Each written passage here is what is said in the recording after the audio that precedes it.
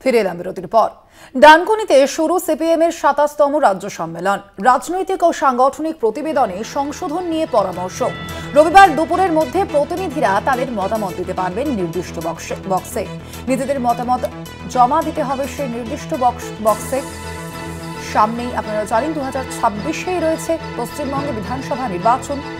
সেই বিধানসভা নির্বাচনের আগেই রাজ্য সম্মেলন সিপিএম এর। আর আজকের এই রাজ্য সম্মেলনের আগে মোহাম্মদ সেলিম এবং মীনাক্ষী মুখোপাধ্যায় তারা কি বলছেন শুনবো। পার্টি কংগ্রেস হবে 2 থেকে 6 এপ্রিল। সেখানে পলিটিক্যাল ট্যাকটিক্যাল লাইন ঠিক হবে। এখানে আমরা রাজ্য সম্মেলনে গত কান্নুর পার্টি কংগ্রেসের পরে আমরা যা কাজ করেছি তার পর্যালোচনা হবে এবং আমাদের রাজ্যের নিরিখে আমাদের কি সিদ্ধান্ত আমরা লড়বো, কিভাবে 26, 27, 28 আমাদের কি হবে, কি নেতৃত্ব হবে, পর্যালোচনার পরে সেটা আমরা ঠিক করব। এবং পার্টি কংগ্রেসে গিয়ে মাদুরাইতে গিয়ে আমাদের তার রাজনৈতিক দলিল আছে, পার্টি রাজ্য সম্মেলনের পরেই সেটা নিয়ে আমাদের বিস্তারিত আলোচনা হবে। সবাই সংযোজন, সংশোধন, পরিমার্জন, পরিবর্তন করবেন। তারপরে মাদুরাইতে গিয়ে পলিটিক্যাল ট্যাকটিক্যাল লাইন ঠিক হবে। সংগ্রাম সংগঠন হবে, তার দিকে তাকাও। সেটা ভালো হলে আর ভোট নিয়ে যে চুরি সেটা বন্ধ করাবো। সরকার প্রতিদিন, প্রশাসনিক ব্যবস্থা প্রতিদিন সাধারণ মানুষের উপরে অন্যায় অত্যাচার করবে, আর মানুষ কত ইনোভেটিভ কায়দাতে তার প্রতিবাদ করবে। যদি এইটা দেখার জন্য চোখ বিছিয়ে বসে থাকি তাহলে মনে হবে কন্টিনিউশন নেই।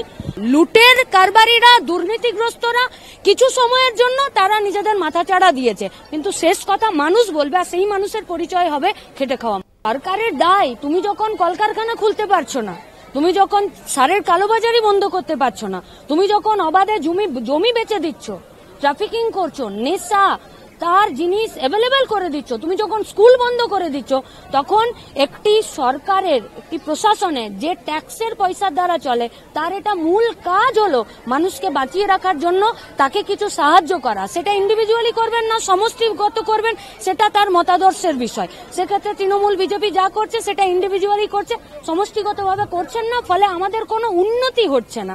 কিন্তু বিগত দিনেও মেহনতি মানুষই একটি রাষ্ট্রের, একটি সমাজের তাদের ক্ষমতার প্রধান উৎস থাকে, আজও আছে, ভবিষ্যতেও থাকবে।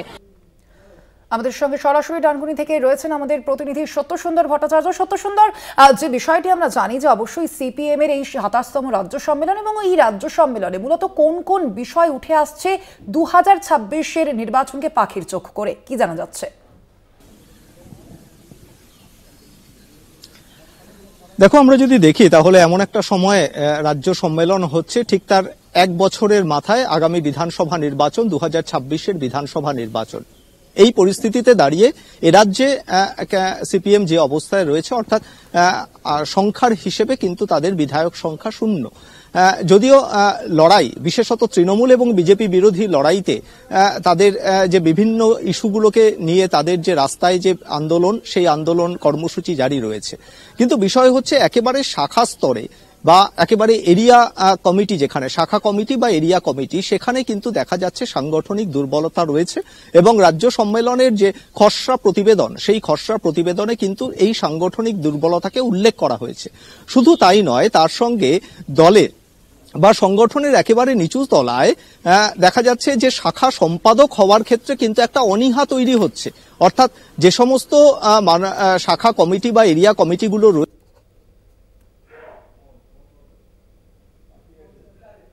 সেইখানে কিন্তু একেবারে নিচু স্তর থেকে ধাপে ধাপে তার উত্তরণ ঘটে নেতার স্তরে, বা জনসংযোগের ক্ষেত্রেও কিন্তু সেই বিষয়টা যথেষ্ট গুরুত্বপূর্ণ। একেবারে শাখা সংগঠনে যদি সংগঠন যদি দুর্বল হয়, তাহলে জনসংযোগে কিন্তু তার একটা বড় প্রভাব পড়ে, এবং একেবারে সমান্তরাল ভাবে তার প্রভাব পড়ে বিভিন্ন বুথ কমিটি করার ক্ষেত্রে। এবং বুথ কমিটি করার ক্ষেত্রে যদি দুর্বলতা থাকে, তাহলে তার সরাসরি প্রভাব পড়ে ভোট বাক্সে। দেখা যাচ্ছে রাজ্যে প্রায় 80,000 যে এই বুথ রয়েছে, তার মধ্যে 50% বুথে কিন্তু বুথ কমিটি তৈরি করার ক্ষেত্রে একটা সাংগঠনিক দুর্বলতা উঠে আসছে, এমনটা কিন্তু এই প্রতিবেদনে, খসড়া প্রতিবেদনে উল্লেখ রয়েছে। ফলে খুব স্বাভাবিকভাবেই ইতিমধ্যে যে সমস্ত নবনির্বাচিত জেলা কমিটি তৈরি হয়েছে সিপিএম এর, সেই জেলা কমিটির সদস্যরা আজকের এই রাজ্য সম্মেলনে যেরকম যোগদান করেছে, সেই সঙ্গে যারা পলিট ব্যুরো মেম্বার রয়েছেন, পলিট ব্যুরোর সদস্য প্রকাশ Karat, Brinda Karat, M A baby সহ একেবারে শীর্ষ নেতৃত্ব যারা, তারাও কিন্তু এই রাজ্য সম্মেলনে উপস্থিত হয়েছেন। ফলে একটা চুলচেরা বিশ্লেষণ হবে সাংগঠনিক যথেষ্ট গুরুত্বপূর্ণ ভূমিকা নিতে হবে, সেটাও কিন্তু এই রাজ্য সম্মেলনের যে খসড়া প্রতিবেদন সেখানে উল্লেখ রয়েছে। পাশাপাশি যদি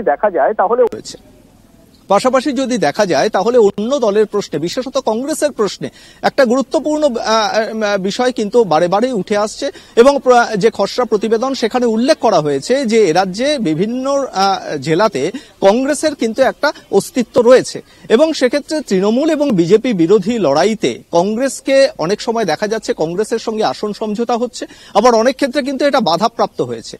তাহলে রাজনৈতিক এবং কৌশলগত লাইন, পলিটিক্যাল এবং ট্যাকটিক্যাল লাইন কি হবে আগামী 2026-এর নির্বাচনে, সেই বিষয়টা কিন্তু যথেষ্ট গুরুত্বপূর্ণ। পাশাপাশি আইএসএফ এর সঙ্গে আসন সমঝোতার প্রশ্নে ইতিমধ্যেই কিন্তু বিভিন্ন জেলা সম্মেলনে যে সমস্ত সদস্যরা রয়েছেন তারা কিন্তু তুলেছেন যে আইএসএফ কে কি প্রকৃত ধর্মনিরপেক্ষ দল বলা যায় এবং এই প্রশ্ন।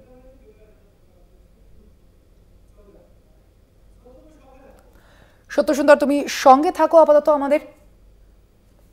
সিপিএম এর রাজ্য সম্মেলনে একাধিক বিষয় আজ উঠে এসেছে বলেই জানা যাচ্ছে। এই যে খসড়া প্রতিবেদন, সেই খসড়া প্রতিবেদনে একাধিক বিষয় উঠে আসছে। অবশ্যই একাধিক যে সংশোধন, সেই সংশোধন যে করতে হবে দলের মধ্যে, সেই বিষয়টিও কিন্তু সামনে আসছে এবং একই সঙ্গে যেমনটা জানা যাচ্ছে যে দলের যে প্রতিনিধিরা তারা কিন্তু প্রত্যেকেই তাদের যে মতামত, নিজেদের যে ব্যক্তিগত মতামত দল সম্পর্কে, কি দলের দুর্বলতা সেই বিষয়ে নিজেদের মতামত জানাতে পারবেন।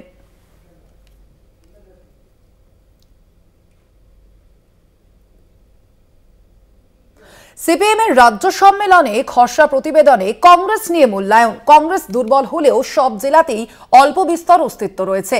তৃণমূল এবং বিজেপির বিরুদ্ধে কংগ্রেসের সঙ্গে বোঝাপড়া করেই এগোচ্ছে দল, এমনটাই জানা যাচ্ছে। এই খসড়া প্রতিবেদনে এই বিষয়টি উল্লেখ রয়েছে বলে জানা যাচ্ছে। আপনাদের জানিয়ে রাখি যে খবরের দিকে আমরা নজর রেখেছি। আপনারা জানেন যে সিপিএম এর যে রাজ্য সম্মেলন তা ইতিমধ্যেই কিন্তু শুরু হয়েছে এবং খসড়া প্রতিবেদনে কংগ্রেস নিয়ে মূল্যায়ন করা হয়েছে।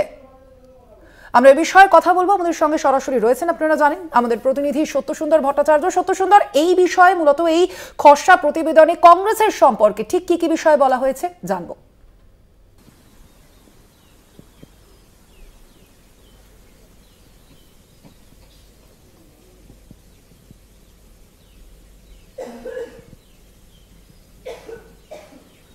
দেখো, কংগ্রেস সম্পর্কে এই যে খসড়া প্রতিবেদন তৈরি হয়েছে রাজ্য সম্মেলনের, সেই প্রতিবেদনে কিন্তু উল্লেখ রয়েছে যে কংগ্রেসের যে একটা রাজনৈতিক শক্তি, সেই রাজনৈতিক শক্তি কিন্তু অল্প বিস্তর রাজ্যের প্রতিটি জেলাতেই রয়েছে। ফলে কখনো দেখা যাচ্ছে এবং তৃণমূল বিজেপি বিরোধী লড়াইতে কংগ্রেসের সঙ্গে এর আগে অনেক ক্ষেত্রেই বোঝাপড়া হয়েছে এবং সেই আসন সমঝোতা করে নির্বাচনে লড়াই হয়েছে এবং অনেক সময় সেটা বাধাপ্রাপ্ত হয়েছে। তাহলে প্রকৃত রাজনৈতিক এবং কৌশলগত লাইন কি হবে আগামী 2026-এর বিধানসভা নির্বাচনে, এই বিষয়টা যথেষ্ট গুরুত্বপূর্ণ। শুধুমাত্র কংগ্রেসের প্রশ্ন নয়, এসইউসিআই কে কি প্রকৃত বামপন্থী বলা যায়, প্রশ্ন তোলা হয়েছে সিপিএম এর রাজ্য সম্মেলনের খসড়া প্রতিবেদনে এবং সেখানে বলা হয়েছে যে এসইউসিআই এর যে কার্যকলাপ, সেই কার্যকলাপ কিন্তু অনেক ক্ষেত্রে দেখা যাচ্ছে রাজ্যে তৃণমূল কংগ্রেসের হাতকে শক্ত করছে। তাহলে তাদের সঙ্গে কি বোঝাপড়া করা যায় বা তাদের সঙ্গে কোনোভাবেই কি কোনো রাজনৈতিক একটা প্ল্যাটফর্মে আসা যায় লড়াইতে, সেই বিষয়টা নিয়ে কিন্তু ইতিমধ্যেই একটা সংশয় প্রকাশ করা হয়েছে এই খসড়া প্রতিবেদনে। তার পাশাপাশি আইএসএফ সম্পর্কে বলা হয়েছে, আইএসএফ কে কি ইতিমধ্যেই যে সমস্ত জেলা সম্মেলন হয়েছে, সেই জেলা সম্মেলনে কিন্তু সিপিএম এর যারা সদস্য রয়েছেন তারা প্রশ্ন তুলেছেন যে আইএসএফ কে কি প্রকৃত ধর্মনিরপেক্ষ দল বলা যায়। কেননা অনেক ক্ষেত্রে দেখা গেছে এর আগের নির্বাচনের ক্ষেত্রেও কিন্তু আইএসএফ এর সঙ্গে কখনো আসন সমঝোতা হয়েছে, আবার কখনো আইএসএফ এর সঙ্গে একটা দূরত্ব তৈরি হচ্ছে, দূরত্ব বজায় রাখা হয়েছে। এর ফলে একেবারে দলের নিচু তলার যে সমস্ত সদস্যরা রয়েছে তাদের মধ্যে কিন্তু একটা দ্বিধাদ্বন্দ্ব বা একটা বিভ্রান্তি তৈরি হচ্ছে। এই ধোঁয়াশা কাটানোর ক্ষেত্রেই কিন্তু একেবারে চুলচেরা বিশ্লেষণ এই রাজ্য সম্মেলনে প্রত্যেকেই তার নিজের মতামত জানাতে পারবেন এবং সবচেয়ে উল্লেখযোগ্য যে খসড়া প্রতিবেদন ইতিমধ্যে সদস্যদের হাতে দেওয়া হয়েছে, সেই খসড়া প্রতিবেদনে কোনো সদস্য যদি তার নিজস্ব ব্যক্তিগত মতামত মনে করেন যে এটা সংশোধনের প্রয়োজন রয়েছে, তাহলে সম্মেলনে কিন্তু একটি বক্স রাখা হয়েছে, সেই বক্সে সেই সদস্য তার নিজের মতামত জানাতে পারবেন এবং সেই অনুযায়ী প্রয়োজনে সেই যে রাজ্য সম্মেলনের যে প্রতিবেদন, সেই প্রতিবেদনের ওপর সংশোধনী আনা হবে। ফলে বিশেষত 2026-এর নির্বাচনকে সামনে রেখে, বিধানসভা নির্বাচনকে সামনে রেখে দলের রাজনৈতিক এবং কৌশলগত লাইন কি হবে, সেই বিষয়টা কিন্তু যথেষ্ট গুরুত্বপূর্ণ, এবং সবচেয়ে গুরুত্বপূর্ণ হলো যে এই সাংগঠনিক দুর্বলতা, বিশেষত একেবারে দলের শাখা কমিটি, এরিয়া কমিটির ক্ষেত্রে কিভাবে এই সাংগঠনিক দুর্বলতা কাটানো যায়, এবং দলে মহিলা সদস্যের অন্তর্ভুক্তির বিষয়টা কিন্তু যথেষ্ট গুরুত্বপূর্ণ, এবং সেই বিষয়টাকে কিভাবে আরো বেশি তৎপর হওয়া যায় সেটাও কিন্তু এই সম্মেলনের মধ্যে উঠে আসবে। এবং শুধুমাত্র সোশ্যাল মিডিয়াতে নিজেদের যে অস্তিত্ব, সেই অস্তিত্ব কিন্তু যথেষ্ট নয়। মাঠে ময়দানে বিভিন্ন ইস্যুতে ইতিমধ্যেই সিপিএম এর কর্মী সমর্থক ছাত্র যুব সংগঠন তারা কিন্তু ইতিমধ্যেই বিভিন্ন কর্মসূচি নিয়েছেন, কিন্তু সেই কর্মসূচির ক্ষেত্রেও কিন্তু দেখা যাচ্ছে যে আরো বেশি করে জনসংযোগ, সেই জনসংযোগ কিন্তু প্রয়োজন হয়ে পড়ছে। কেননা সিপিএম এর মতো সাংগঠনিক দল, সেই দলে কিন্তু মেহনতি মানুষের সঙ্গে সম্পর্ক তৈরির যে বুনিয়াদ, সেই বুনিয়াদ কিন্তু যথেষ্ট গুরুত্বপূর্ণ। এবং দেখা যাচ্ছে যে বিগত ক্ষমতাচ্যুত হওয়ার পর এ রাজ্যে এই মেহনতি মানুষের সঙ্গে বা বিশেষত গরিব মানুষের সঙ্গে, বিভিন্ন সামাজিক গোষ্ঠীর সঙ্গে একটা জনসংযোগের ক্ষেত্রে একটা খামতি লক্ষ্য করা যাচ্ছে, একটা দূরত্ব তৈরি হয়েছে। এই জনবিচ্ছিন্নতাকে কিভাবে কাটানো যায়, দলকে কি করে আরো আন্দোলনমুখী এবং কর্মসূচি ভিত্তিক বিভিন্ন পরিকল্পনা নেওয়া যায়, তার একটা রাজনৈতিক কৌশলগত লাইন এই রাজ্য সম্মেলনে উঠে আসবে, এবং সেখানে প্রত্যেক সদস্য তার নিজের। ধন্যবাদ তোমায়। আমরা কথা বলছিলাম, আমাদের সঙ্গে সরাসরি ছিলেন আমাদের প্রতিনিধি সত্যসুন্দর ভট্টাচার্য।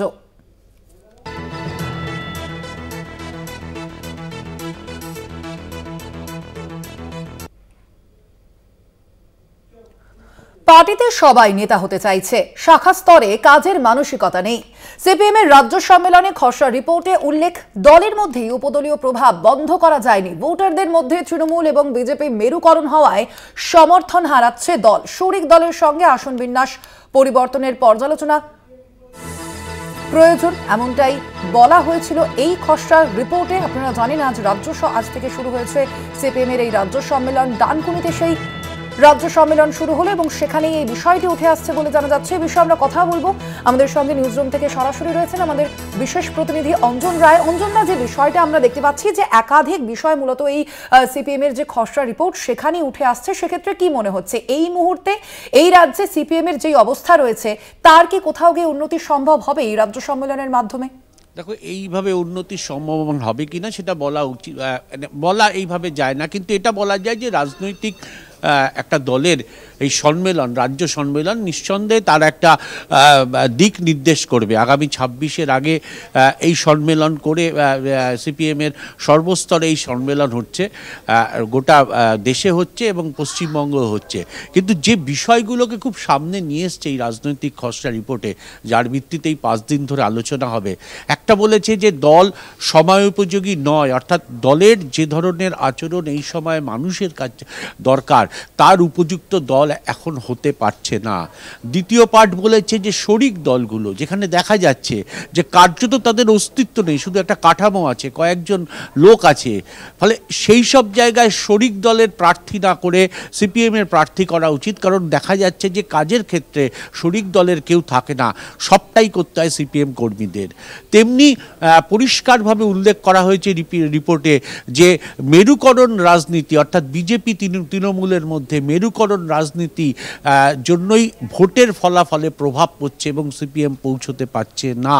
এবং এই মেরুকরণ রাজনীতি ভাঙার জন্য যে ধরনের সংগঠন প্রয়োজন নিচু স্তরায়, সেই নিচু স্তরের সংগঠন এই মুহূর্তে তৈরি করা অসুবিধা হচ্ছে। এবং সেটা ব্যাখ্যা করতে গিয়ে বলেছে যে এজি মানে ব্রাঞ্চ সম্পাদক হওয়ার ক্ষেত্রে মানসিকতা কম, বরঞ্চ জেলার সম্পাদক, জেলার নেতা হওয়ার ক্ষেত্রে মানসিকতা বেশি। সিপিএম পার্টির মূল কাঠামোই ছিল যে নিচু স্তরে মানুষের সঙ্গে যোগাযোগ রাখতে হবে। এই যোগাযোগ রাখার ক্ষেত্রে ভূমিকা নেই পার্টি কমরেডদের বলে উল্লেখ করা হয়েছে রাজনৈতিক এই সাংগঠনিক রিপোর্ট। এবং পরিষ্কারভাবে বলা হচ্ছে যে ব্রাঞ্চ সম্পাদক হওয়ার যে মানসিকতা দরকার, সেই মানসিকতা এখন নেতাদের মধ্যে নেই। সবাই নেতা হতে চাইছেন, রাজ্যের নেতা, জেলার নেতা। নিচু স্তরে কাজ করবার মানসিকতা চলে গেছে বলেই দলের ক্রমশ দুর্বল হয়ে যাচ্ছে মানুষের থেকে। তেমনি পার্টি সদস্য হবার ক্ষেত্রে স্বীকার করেছে যে বহু নতুন ছেলেমেয়েরা এসছেন পার্টিতে, তারা পার্টিতে যুক্ত হচ্ছেন, কিন্তু আবার বহু মানুষ পুরো যারা পার্টি ছেড়ে চলে যাচ্ছে। যাচ্ছেন, একটা কমিউনিস্ট পার্টির ক্ষেত্রে এই ধরনের বিষয় নিঃসন্দেহে খুব উদ্বেগ। অর্থাৎ সাংগঠনিকভাবে সিপিএম গোটা রাজ্যে এই মুহূর্তে কি অবস্থায় দাঁড়িয়ে, রিপোর্টের প্রত্যেকটা ছত্রে ছত্রে সেগুলো উল্লেখ করা হয়েছে। সেখানে যেমনি শরিক দল সম্পর্কে বলা হয়েছে, সেখানে তেমনি কংগ্রেস সম্পর্কে বলা হয়েছে, সেখানে তেমনি আরএসএফ এর সম্পর্কেও বলা হয়েছে পরিষ্কারভাবে।